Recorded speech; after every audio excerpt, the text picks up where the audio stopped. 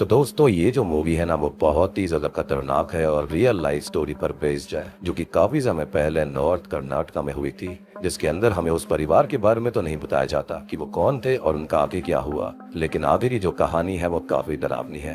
तो कहानी की शुरुआत में हमें घर के पास एक पौधे को देख पाते हैं और इस पौधे को आप जरूर याद रखिएगा क्योंकि इसी से आगे काफी सारे राज खुलेंगे। तभी हम ट्रैप्स गोस्ट हंटर नाम के एक गोस्ट हंटर टीम को देख पाते हैं जो कि एक घर के अंदर पैरानॉर्मल एक्टिविटीज को चेक करने आई हुई थी। उन्हें वहां पर किसी बच्चे की आत्मा होने का अंदाजा हो जाता है और वो उसकी छानबीन करने वहां पर आए थे। जिस दौरान हम उस घर में एक बच्चे की आत्मा को यहाँ वहाँ भागते हुए देखते हैं, जिसके बाद वो आत्मा उनकी एक टीम मेंबर के सामने आ जाती है जिससे कि वो बहुत ही ज्यादा डर जाती है और फिर उन्हें वहां से वापस लौटना पड़ता है। अब ट्रैप्स टीम का लीडर तब उनको बताता है कि वो इस प्रोफेशन में बहुत ही लंबे समय से है और उन्होंने ढेर सारी बुरी आत्माओं के साथ डील करा है, लेकिन ये केस सबसे डिफिकल्ट और अलग है और इस केस का नाम इन्होंने ट्रंक केस दिया था और यही इस मूवी का भी नाम है। खैर अब कहानी यहाँ से एक फ्लैशबैक में चली जाती है जहाँ पर हम ये जानेंगे कि ट्रंक केस किस फैमिली के साथ हुई घटना है और ये शुरू कहाँ से हुई थी। अब तभी हम राहुल नाम के एक टीचर को देखते हैं जिससे हॉरर मूवीज देखने का बहुत ही शौक होता है। राहुल रात भर बैठकर हॉरर मूवीज देखा करता था और उसे हॉरर मूवीज बहुत ही ज्यादा पसंद थी। अब उसके पिता की मौत हार्ट अटैक से हो गई थी जिसके बाद फैमिली की सारी रिस्पॉन्सिबिलिटीज उसने अपने कंधे पर ले ली और वो अपने करियर पे काफी फोकस्ड हो गया था। राहुल अपनी माँ सुजैन के साथ रहता था और उसकी एक गर्लफ्रेंड भी थी जिसका नाम हरिनी था और वो अपनी माँ के साथ ही रहा करती। हरिनी को एक्ट्रेस बनना था और अभी वो बस एक नॉर्मल जूनियर एक्ट्रेस थी जिस वजह से उसे लगभग रोज शूटिंग वगैरह के लिए जाना पड़ता था। अब तभी हम एक रात राहुल को नोटिस करते हैं जो कि रात भर बैठकर हॉरर मूवीज देख रहा था। जिसके बाद हम सुबह का सीन देखते हैं जहाँ पर राहुल अपनी जॉगिंग से घर आया था और घर पर उसकी माँ नहीं होती। घर पर हर तरफ शांति थी और अचानक से घर का दरवाजा भी अपने आप बंद हो जाता है। राहुल इससे काफी डर जाता है और उसके अगले ही पल हम उसके पीछे एक बच्चे की आत्मा को देख पाते हैं जो कि उसे पीछे से छूती है और फिर राहुल की चिल्लाते हुए आंखें खुलती हैं। वो ये समझता है कि ये उसका सपना था पर फिर भी उसके मन से वो बच्चे की आत्मा बाहर नहीं जा रही थी। अब वो इस बारे में अपने साइकियाट्रिस्ट दोस्त सूरी से भी बात करता है जो कि उसको कहता है कि तुम बहुत ही ज्यादा हॉरर मूवीज देखते हो और ये बस उसका नतीजा होगा, तुम अपने दिमाग में ही ख्याल बना रहे हो। और राहुल को ये बात सही नहीं लगती क्योंकि उसके हिसाब से वो सपना नहीं था और राहुल का ये मानना था कि सपने का कुछ ना कुछ मतलब जरूर है।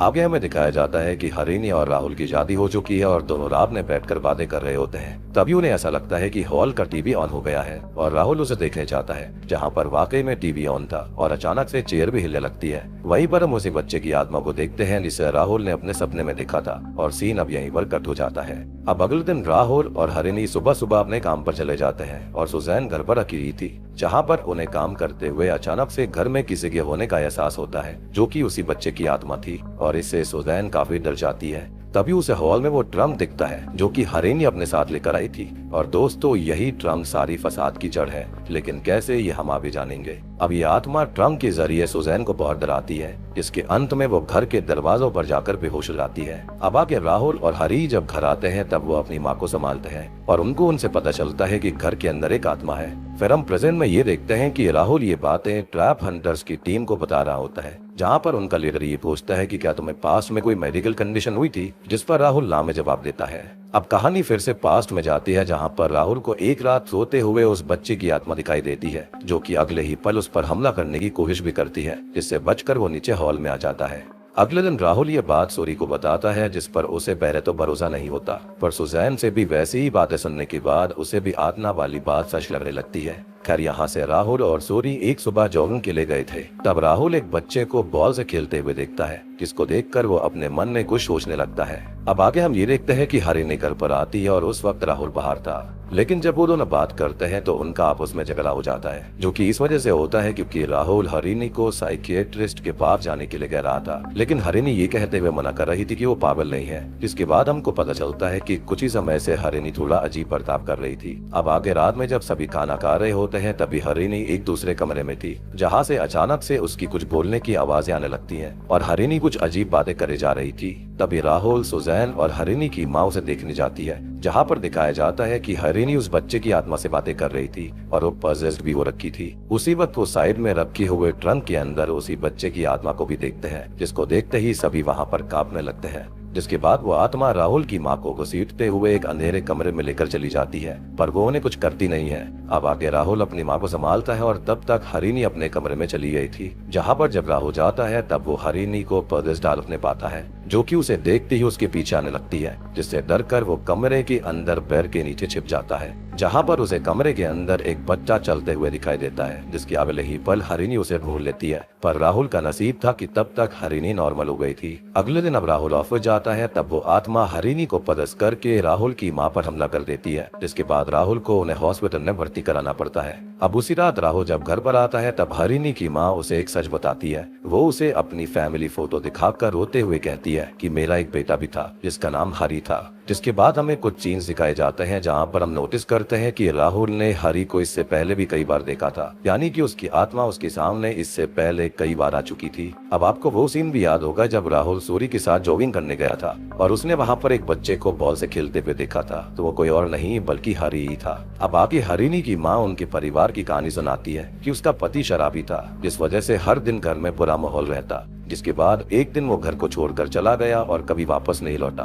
हरी अपनी बहन हरिणी से बहुत प्यार करता था और उसे बिल्कुल पसंद नहीं करता था कि कोई उसे डांटे भी। ऐसे ही एक दिन जब हरिणी की माँ हरिणी पर गुस्सा कर रही थी तब हरी बीच में आ गया था और अपनी माँ पर वो हाथ भी उठाने वाला था। जिसके बाद जब उसकी माँ उस वजह से उसे मारने गई तब वो घर से भाग गया। जिसके बाद वो शाम तक नहीं लौटा और रात में जब उसकी माँ हरिणी को देखने गई तब उन्होंने किसी वजह से उस कमरे में रखा हुआ ट्रंक खोला, जिसमें उन्होंने देखा कि हरी मरा पड़ा था। तब उनको पता चला कि हरी घर से भागा ही नहीं था, वो ट्रंक में जाकर छुप गया था और ट्रंक का लॉक बाहर से लगने की वजह से हरी की अंदर ही दम घुटने की वजह से मौत हो गई थी और इस हादसे ने उसकी माँ को पूरी तरह से तोड़ दिया। उन्होंने तब हरी की डेड बॉडी को घर के वहाँ पर एक जगह पर दफना दिया था, जिसके ऊपर उन्होंने एक पौधा भी लगा दिया और ये वही पौधा है जिसे हमने मूवी की शुरुआत में देखा था। हालांकि उसकी डेड बॉडी को दफना दिया गया लेकिन उसकी आत्मा उस ट्रंक से जुड़कर रह गई थी, जिसका एहसास हरिणी की माँ को बहुत पहले ही हो गया था और अब वो ट्रंक हरिणी के जरिए राहुल के घर में जा चुका है। और ये सच जानने के बाद राहुल ये बातें सूरी को बता देता है, जिसके बाद सूरी उसे ट्रैप हंटर्स के पास ले जाता है और कहानी फिर से प्रेजेंट में आती है। और अब आपको समझ में आया होगा कि ट्रैप हंटर्स की टीम यहाँ तक पहुंची कैसे,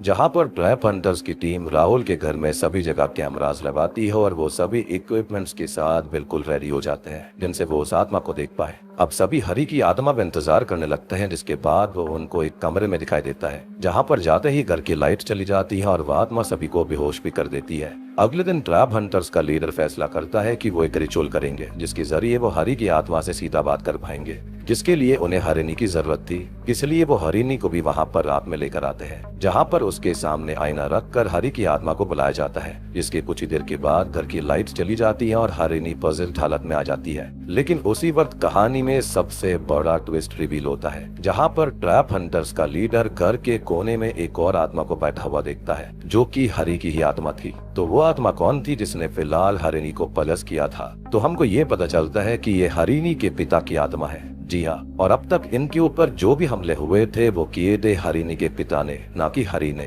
हमको यहाँ पर ये भी पता चलता है कि हरिणी के पिता थोड़े से साइको जैसे थे। दूसरी तरफ हम हरिणी की माँ को देखते हैं जो कि उस ट्रंक को आग लगा देती है ताकि सारे जड़ की फसारी खत्म हो जाए, जिसके अगले पल ही हरिणी नॉर्मल हो जाती है और उसके सामने रखा हुआ आईना भी टूट जाता है, यानी कि वो दोनों आत्मा वहाँ से चली गई। जिसके बाद मूवी के एंडिंग सीन में हम कुछ सालों बाद की कहानी देखते हैं, जहां पर राहुल और हरिणी का विहान नाम का एक बेटा है, जो कि काफी हद तक उसके ही भाई हरी जैसा दिखता था और वो बैठकर हरिणी के पिता के फोटो पर लगातार सर्कल्स बनाए जा रहा था।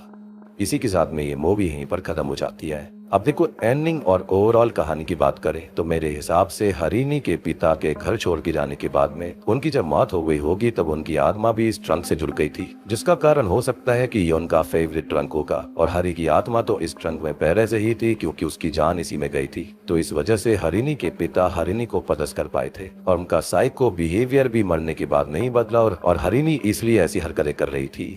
और इसलिए हमने एक सीन के अंदर नोटिस भी किया था कि जब हरिणी पलस हो गई थी तो आत्मा जो थी उसके भाई की वो ट्रंक के अंदर बैठी हुई थी, तो उसको पजस किसने किया? तो उसको पजल उसके पिता की आत्मा ने किया था।